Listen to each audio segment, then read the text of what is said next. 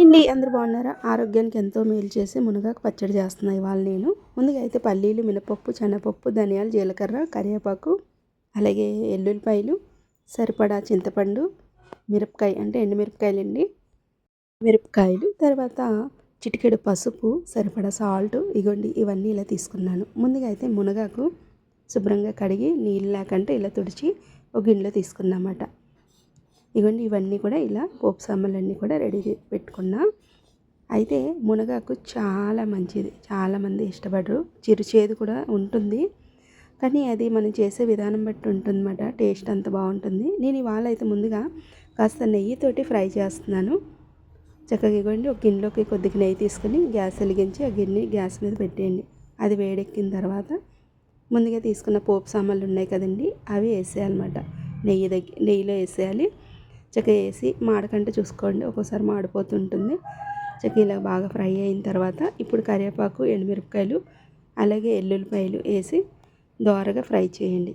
ఇవి బాగా ఫ్రై అయిన తర్వాత గ్యాస్ కట్టేసుకున్నారనుకోండి, కాసేపు అలా చల్లారుతుంది. ఇవి ఒక వేరే గిన్నెలోకి మార్చేసుకోవాలి.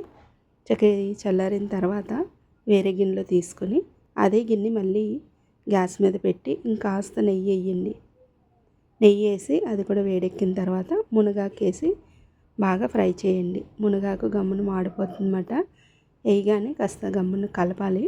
నేనేంటంటే పోపుల్లో వేయించలేదు చింతపండు, మునగాకుతోటి వేస్తున్నాను. పోపుల్లో వేస్తే బాగా రోస్ట్ అయిపోతుందన్నమాట. అందుకని మునగాకుతో వేస్తే కాస్త మెత్తగా ఉంటుంది, మిక్సీ పట్టడానికి కూడా వీలుగా ఉంటుంది. నేను ఇవాళ మిక్సీ పడుతున్నాను. నాకు అందుబాటులో రుబ్బురోలు ఉంది, కానీ అయినా మిక్సీ పడుతుందన్నమాట. చూస్తున్నారు కదా, ఇవన్నీ కూడా బాగా చల్లారిన తర్వాత మిక్సీ పట్టుకోవాలి. చిటికెడు పసుపు, అలాగే సరిపడా సాల్ట్ కూడా ఇప్పుడు పోపుల్లో కలిపేసి చక్కగా ఇలా మిక్సీ పట్టేసుకోవాలి. నా యొక్క అనుభవం చెప్తాను ఈ వీడియోలో. ఏంటంటే ఒక 3 సంవత్సరాల ముందు నేను బయట ఉండేదాన్ని, ఎక్కువ వంట చేసేదన్నమాట.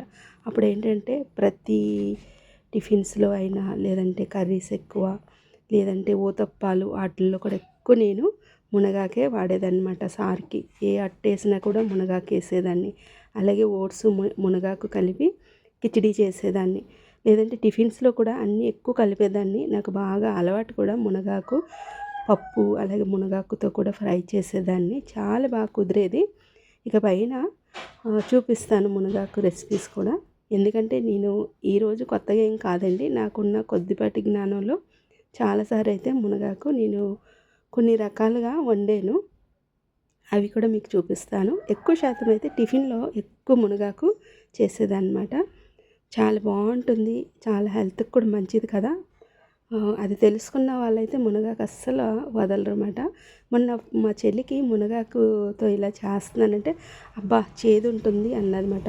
చూసారా, చేదు ఉంటుందని మనం తినాం, కానీ ఆరోగ్యానికి చాలా మంచిది. ఈ వీడియో కానీ నచ్చితే ఒక లైక్ ఇవ్వండి. కొత్తగా ఎవరైనా చూస్తే ఒక లైక్ ఇవ్వండి ఫ్రెండ్స్. బాయ్.